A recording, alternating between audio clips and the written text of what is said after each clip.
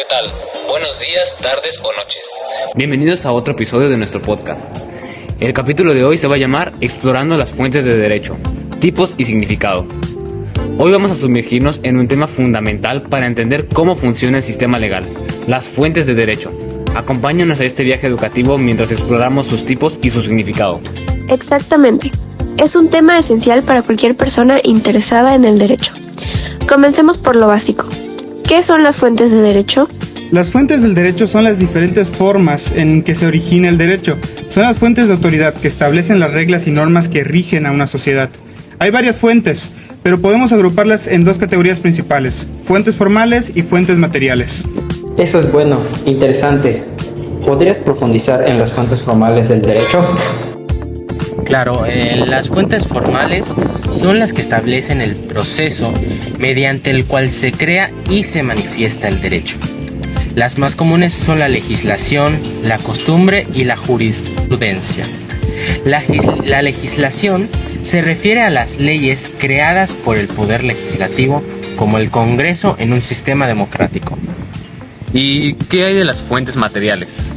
Las fuentes materiales son la base sobre la cual se crean las leyes y normas. Incluyen la moral, la ética, la religión, la filosofía y otros factores culturales y sociales que influyen en la formación del derecho. Estas fuentes pueden variar según la sociedad y la época. Interesante. Ahora que sabemos qué son las fuentes de derecho y sus categorías, ¿podemos hablar de algunos ejemplos específicos que nos pudieran dar? Claro, en cuanto a la legislación, podríamos mencionar que las leyes sobre impuestos, tráfico o derechos civiles. En cuanto a la costumbre, un ejemplo sería la norma no escrita de dar la mano al saludar en muchas culturas. Y en la jurisprudencia, tenemos decisiones judiciales que interpretan y aplican la ley en casos específicos. Y en cuanto a las fuentes materiales, podemos mencionar la influencia de la ética en la legislación de derechos humanos o la influencia de la religión en algunas leyes de familia. Definitivamente, estas fuentes del derecho son cruciales para mantener una sociedad justa y ordenada. Así es, y es importante recordar que estas fuentes pueden variar de un país a otro y a lo largo del tiempo. La comprensión de las fuentes del derecho es esencial para cualquier persona interesada en la justicia y en la legalidad. También cabe mencionar que existen tipos de fuentes.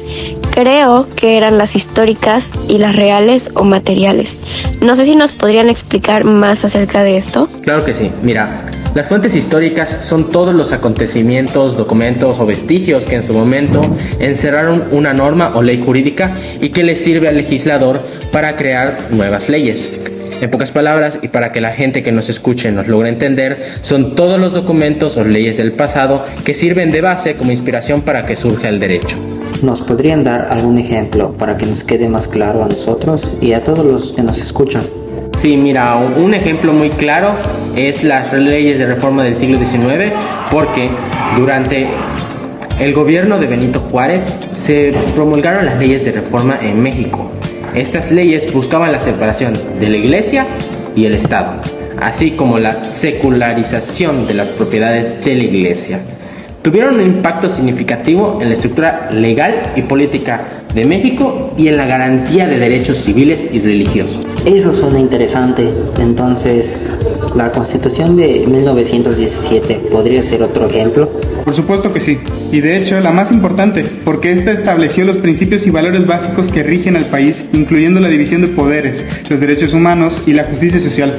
La Constitución de 1917 sigue siendo la ley suprema de México. ¿Y las fuentes reales o materiales del derecho, qué son?